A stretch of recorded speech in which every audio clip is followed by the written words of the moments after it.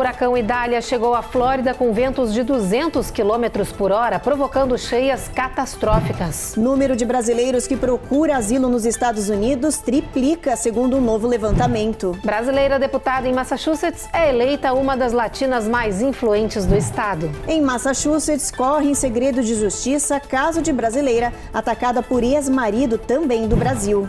E em meio à crise de habitação, autoridades descobrem que a cidade de Nova York tem mais de 40 mil apartamentos de baixo aluguel vazios. Mas agora, um vereador de New York apresentou um projeto de lei que vai exigir explicações sobre essa vacância.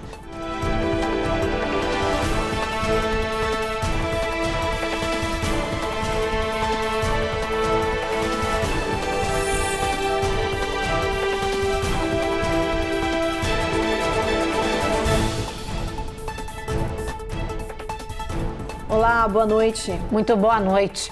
A gente abre essa edição falando do furacão Idália, que nesse momento é uma tempestade tropical que atravessa a Geórgia e deve chegar à Carolina do Sul, ainda com muita chuva e ventania. Mas o grande impacto aconteceu na Flórida. Foi a primeira tempestade a atingir a região em mais de um século. Chegou com ventos de 125 milhas por hora de categoria 3 e provocou muita destruição. Pelo menos 2 pessoas morreram, como nos mostra agora a repórter Carla Marim. Idália tocou o solo da Flórida às 8 da manhã com um furacão intenso e devastador. Em minutos, a ventania e a forte chuva provocaram inundações e destruição na região de Big Bend, na Flórida. Bairros inteiros ficaram alagados. Algumas pessoas que decidiram ficar em casa registraram a água avançando e subindo de nível. Este morador disse que a casa dele estava inundada e não sabia se ela ainda existia ou não em Keaton. O teto desse posto de gasolina não resistiu à força do vento e acabou tombando. Nesta outra imagem é possível ver a maré alta e destroços arrastados pela força da água e dos ventos. Por todo lado, houve registro de destruição. Pelo menos 500 mil pessoas ficaram no escuro. O furacão foi considerado pelas autoridades um gigante com efeitos catastróficos. Pouco antes de atingir a Flórida, chegou à categoria 4, mas perdeu força e fez o landfall no estado com ventos de 125 milhas por hora, categoria 3, provocando um alerta em 46 condados e forçando 4.500 pessoas a procurarem abrigos. Foi uma noite sem dormir, afirma o brasileiro Roger, que mora em Tallahassee, capital da Flórida, que também estava na rota de passagem do furacão. Esse é o meu quarto furacão que eu passo aqui nos Estados Unidos. O último foi o Ian, não foi fácil. E essa noite tivemos que repetir todo o processo, né? Foi uma noite difícil, uma noite que nós dormimos pouco. Uma noite que nós ficamos de olho no tempo mesmo. Faz muito barulho, bate bastante, venta bastante, dá alguns estalos, né? E como a gente fica dentro de casa, eu juntei as crianças, a esposa, coloquei num quarto só para proteger debaixo das asas, né? E fomos esperando, né? E graças a Deus a noite passou. Natasha, que mora em Tampa, também fugiu às pressas para escapar da tempestade. Com menos de 24 horas da chegada do furacão Idália, nós recebemos a notícia que toda a Zona A deveria ser evacuada. Eu não moro na Zona A, porém eu decidi sair da cidade e vir para Orlando, porque em Tampa teria muitas inundações, ficaríamos sem energia e também tivemos vários avisos de tornado. As soon as it's safe to do so, when the winds die down to a sufficient level, search and rescue efforts will begin. Em coletiva, o governador da Flórida, Ron DeSantis, alertou os moradores para não baixarem a guarda e anunciou que a operação de resgate iria ter início assim que a tempestade reduzisse. I directed the FEMA to redeploy resources, including up to 1,500 personnel and 900 Coast Guard personnel throughout the Southeast. O presidente Joe Biden disse que estava enviando recursos físicos e financeiros para ajudar nas operações de rescaldo do estado. Assim que tocou o solo, Idália foi rebaixada para a categoria 1, atravessou a Flórida pela manhã e seguiu rumo ao sul da Geórgia e da Carolina do Sul, levando chuva e ventania e colocando 12 milhões de pessoas em alerta. Hoje à noite, possivelmente chegando até a Carolina do Norte, mas na sua parte sul. Então, essa região tem que se preparar com eventuais quedas de energia e fortes alagamentos espalhados por todos esses estados. O furacão ainda não está concluído. Precisamos manter o estado de atenção e aprender cada vez mais com cada fenômeno raio desse que está acontecendo. Daqui a pouquinho a Carla volta e a gente atualiza esses dados aí do furacão Idália. Mudando de assunto, o número de brasileiros que procuram asilo aqui nos Estados Unidos triplicou neste ano de 2023. Só para se ter uma ideia, nos últimos 10 meses, o governo norte-americano já recebeu quase 3.500 solicitações. Os pedidos de asilo de brasileiros nos Estados Unidos saltaram para uma média mensal de 340 solicitações.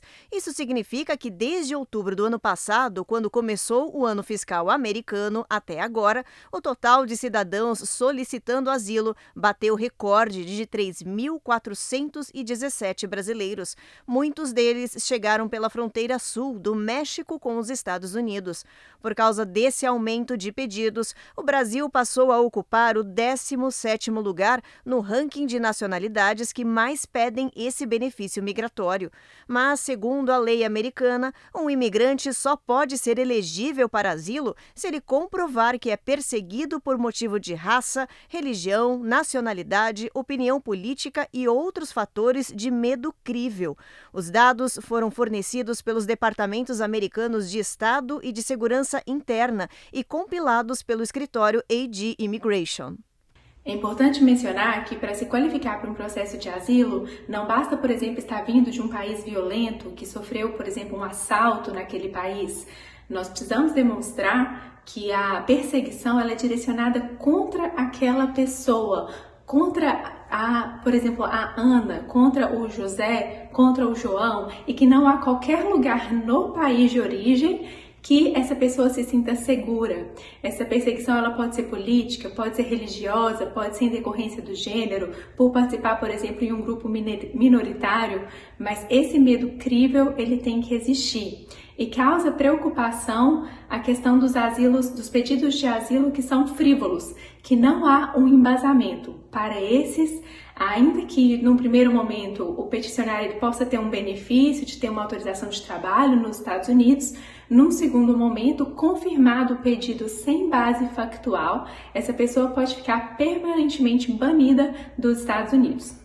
Agora a gente fala de um vídeo polêmico que está circulando nas redes sociais e provocando muita indignação da nossa comunidade. É a imagem de um brasileiro agredindo uma mulher em Massachusetts. A Giovanna Locatelli explica essa história pra gente.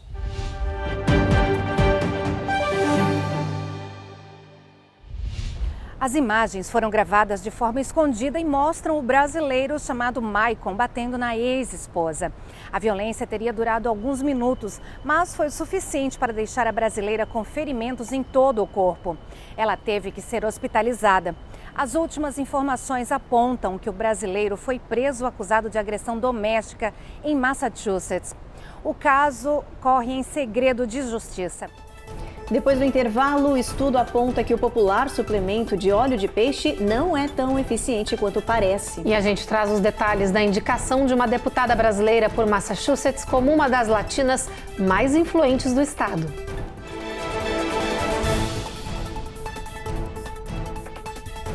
Américas no ar. Oferecimento Rejuve Chef. Melhore agora a sua qualidade de vida.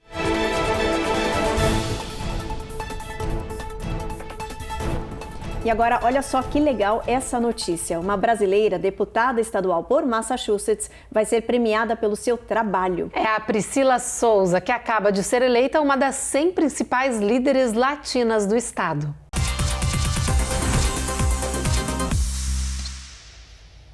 A iniciativa de destacar políticos e autoridades em geral que chamam a atenção em Massachusetts vem de uma instituição latina da região. E como hoje a Priscila Souza é uma das brasileiras de mais destaque na região, foi uma das escolhidas para receber essa homenagem. A Priscila começou a se envolver com a política do estado em 2009. Foi crescendo, ganhou destaque como presidente do Comitê Escolar de Framingham e aí foi eleita para o Senado Estadual no ano passado. A brasileira é natural de Ipatinga, em Minas Gerais, e se mudou aqui para os Estados Unidos com os pais aos 7 anos de idade. Ela recebeu essa notícia e do reconhecimento com emoção e agradeceu o apoio da comunidade.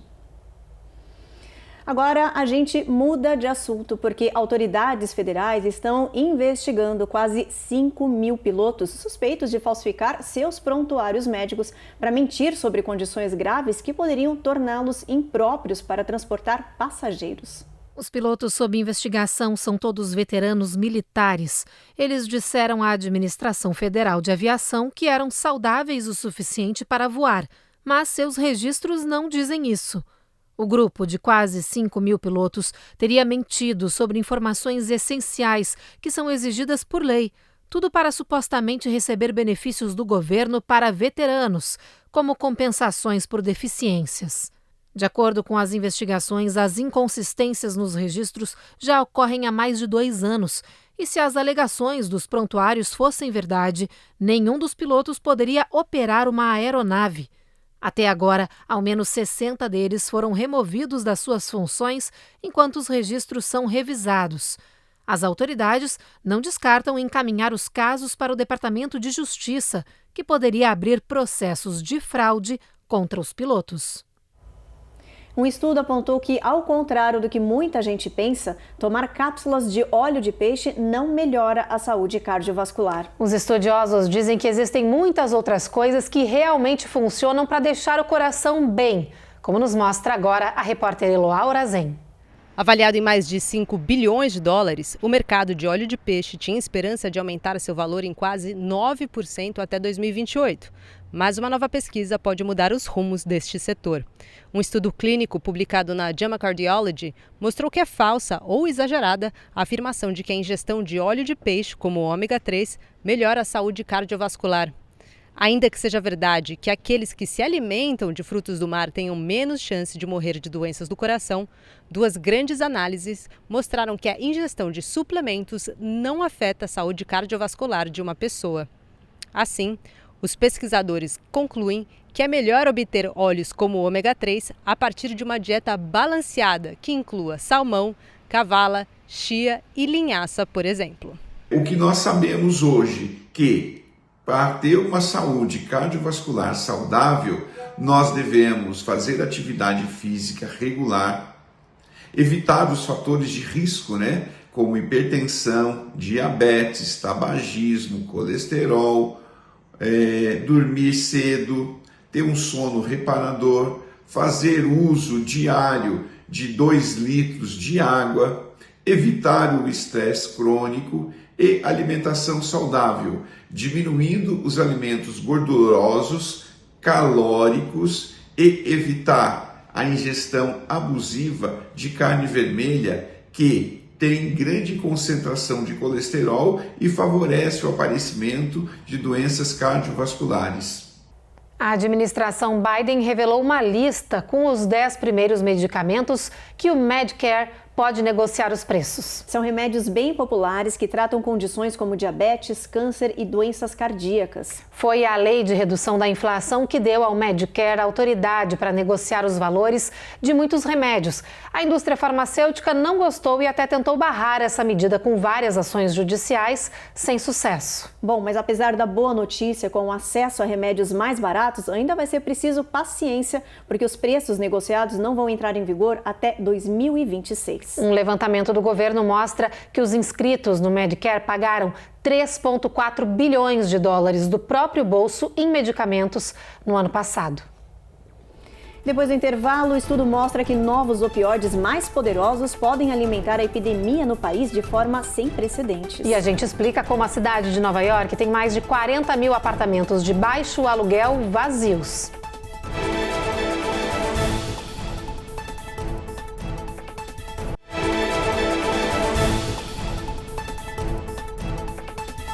Primeiro a heroína, depois o fentanil e agora, segundo uma pesquisa, um outro medicamento sintético ainda mais poderoso pode alimentar a epidemia de opioides aqui nos Estados Unidos. O alerta preocupa autoridades e toda a população, já que os opioides estão sem controle e têm sido a maior causa de overdose por drogas aqui no país. Os chamados Niatzens são conhecidos nas ruas pelo nome de Frankenstein. E segundo um novo estudo, ele pode ter efeitos até 10 vezes mais forte do que o já popular fentanil, que é mais potente do que a heroína. Segundo a pesquisa publicada no JAMA Open Network, os pacientes que tiveram overdose com o tal opioide Frankenstein precisaram de 2 ou mais doses de um medicamento para sobreviver. Em comparação, as overdoses de fentanil geralmente exigem apenas 1 dose dessas drogas que cortam o efeito do colapso do corpo. A epidemia de opioides segue matando milhares de pessoas por ano nos Estados Unidos. A crise é tão grave que faz vítimas que nem mesmo são usuárias. Cenas como estas estão cada vez mais comuns. Este policial de Wisconsin inspecionava um carro durante uma abordagem e acabou entrando em contato com o opioide fentanil. O efeito da droga mortal foi imediato. O agente ficou paralisado e seu parceiro rapidamente usou a droga Narcan, que pode reverter uma overdose de opioide. I was there, I heard everything, I saw everything. I just couldn't move.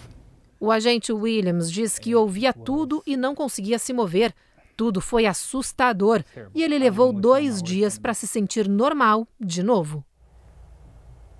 E ainda falando sobre o Narcan, esse medicamento usado para cortar o efeito do opioide no policial, espera-se que esse antídoto de overdose de opioide chegue às prateleiras na próxima semana. A droga da fabricante BioSolutions estará disponível para a população comum pelo valor sugerido de $45 por caixa. Cada embalagem inclui 2 doses do spray nasal. O produto estará disponível na Walgreens, Rite Aid, Walmart e CVS. A FDA aprovou o Narcan como um medicamento de venda livre em março, em resposta à crise nacional de overdoses de opioides.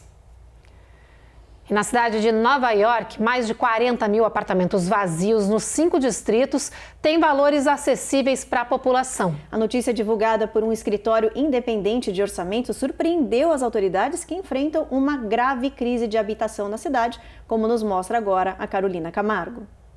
Pessoas dormindo nas ruas, ônibus com imigrantes chegando todos os dias e abrigos da cidade lotados. New York enfrenta a pior crise de habitação da história. Já criou mais de 200 moradias emergenciais, transformando hotéis e até prisões vazias em abrigos. Mesmo assim, ainda falta espaço. A notícia de apartamentos vazios com aluguel controlado pelo governo e abaixo do mercado surpreendeu a prefeitura. Segundo o escritório independente de orçamento da cidade de New York, só no ano passado haviam 40 mil apartamentos desse tipo subutilizados, a maioria em Manhattan e no Brooklyn. Ainda hoje, muitas habitações estão vazias. As autoridades acreditam que essa situação é resultado de uma mudança na lei que aconteceu em 2019 e limitou ainda mais os aumentos dos aluguéis em áreas determinadas. Uma das hipóteses é a de que os proprietários podem estar segurando os imóveis à espera de novas mudanças nas leis. Os donos dos apartamentos vagos não são obrigados a dizer por que eles estão vazios, mas agora um vereador de New York apresentou um projeto de lei que vai exigir explicações sobre essa vacância. Se o espaço for habitável e estiver disponível, ele deverá ser colocado no mercado para aluguel para suprir essa falta de moradia.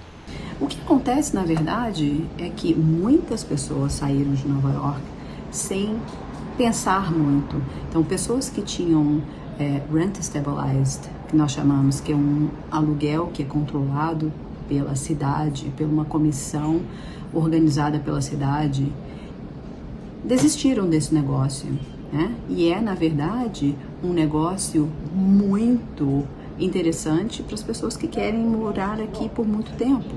Então, o que acontece? Esses apartamentos ainda estão por aí. Depois do intervalo, a gente fala das expectativas para o feriado de Labor Day nesta segunda, que tem previsão de aeroportos superlotados. E tem as últimas informações sobre a tempestade tropical Idália e outras formações que estão no Atlântico.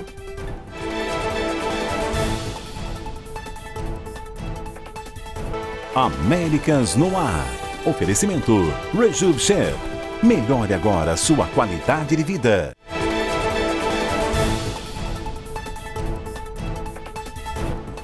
Na próxima segunda é o feriado de Labor Day e com um final de semana prolongado, é esperado um movimento bem intenso nos aeroportos. A TSA, que é a Administração de Segurança de Transporte, estima que 14 milhões de pessoas devam viajar de avião. Isso significa um movimento 11% maior do que no ano passado nos aeroportos do país, nessa mesma data.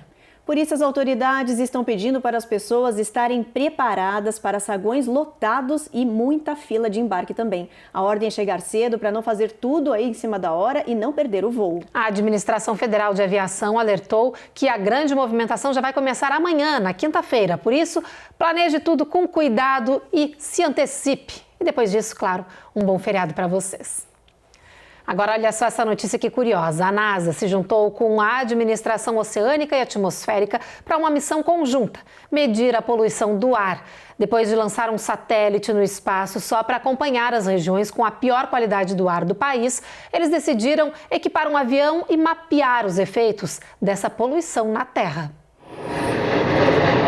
Pode parecer uma visão incomum, mas esse avião voando baixinho, a cerca de 10 mil pés, tem uma missão: medir e avaliar a poluição do ar. Essa aeronave está equipada com 30 modernos aparelhos da Agência Espacial e do NOAA, Administração Oceânica e Atmosférica, para que os cientistas estudem o problema de perto. Podemos compreender a ciência por trás da qualidade do ar muito melhor do que antes, disse o pesquisador Karsten Werneck. As cidades registradas via satélite com maior índice de poluição do ar são os alvos desse projeto chamado Aroma. São regiões da costa leste a oeste que têm emissões de petróleo e diferentes gases. O pesquisador explica que eles analisam as químicas no ar para saber os impactos que podem causar no solo e na saúde das pessoas. E completa: tudo isso vai servir para compreender e melhorar a qualidade do ar no futuro e ver quais regulamentações realmente fazem sentido no dia a dia, concluiu o pesquisador do NOAA. For future modeling, for future understanding of what regulations actually make sense. Vamos dar uma olhada na nossa previsão do tempo? Vamos para o mapa, Ruth? Pessoal, vem com a gente aqui no nosso telão. Olha só, amanhã previsão de sol em toda a região de Boston, Nova York e Washington. Norfolk também com máxima de 81. Em Atlanta, sol aparecendo entre nuvens, mínima de 69. Na Flórida tem sol entre nuvens também, mas com previsão de trovoadas ao longo de todo o dia. Em New Orleans, sol entre nuvens, máxima de 94. Em Houston, a gente vê aí sol entre nuvens, máxima de 101, mas o sol vai brilhar forte em San Antônio, máxima de 103, mínima de 75. Sol forte também em El Paso, máxima de 99. Já em Albuquerque, a gente tem o tempo encoberto, o sol aparece um pouco ao longo do dia, mas também bastante nuvem. Phoenix, chuva, em bastante chuva, mesmo assim calor, 105 de máxima. Em Las Vegas, chuva também, tempestade, mínima de 82, máxima de 108. São Francisco, tempo encoberto, mais ameno, mínima de 61, máxima de 71 graus. Bom, e agora a gente volta a falar sobre a tempestade Idália, que foi rebaixada e está agora como tempestade tropical. Por onde passa, a Idália está deixando estragos, né, gente? Para trazer mais informações sobre essa tormenta, a repórter Carla Marinho vai falar ao vivo com a gente, direto da Flórida Central, onde ainda começa a anoitecer. Muito boa noite para você, Carla. Boa noite, Evelyn, Ruth e todos que nos assistem. Olha, a tempestade deixou o território da Flórida e, neste momento, atravessa a Geórgia com ventos fortes e muita chuva. A Carolina do Sul também está sentindo os impactos desta tormenta que pode passar pelo estado antes de chegar ao Oceano Atlântico. Há previsões de que, uma vez na água, Idália pode voltar a ganhar força e se juntar com o furacão Franklin, que também está no Oceano Atlântico. As duas tormentas juntas devem seguir rumo ao nordeste do país. Já há alerta em New York e New Jersey que podem ser impactadas no feriado prolongado de Labor Day. Apenas lembrando que o furacão atingiu o estado da Flórida nesta manhã com categoria 3, com ventos de 125 milhas por hora, se intensificando como categoria 4 e depois perdendo a força. Mesmo assim, Idália deixa um rastro de destruição e muita inundação. Até agora, as autoridades da Flórida confirmaram a morte de pelo menos 2 pessoas. A tempestade ainda deixa mais de 300 mil moradores do estado sem energia elétrica. As operações de recuperação e resgate no estado continuam amanhã, quando vão ser avaliados os estragos. Obrigada pelas informações, Carla. Bom, gente, então é com essas últimas notícias sobre essa tormenta que a gente encerra o Jornal Américas no Ar de hoje. A gente espera vocês novamente amanhã, 7h30 da noite. Você segue agora com mais um capítulo da 8ª temporada da série Reis. Boa noite. Uma boa noite e até amanhã.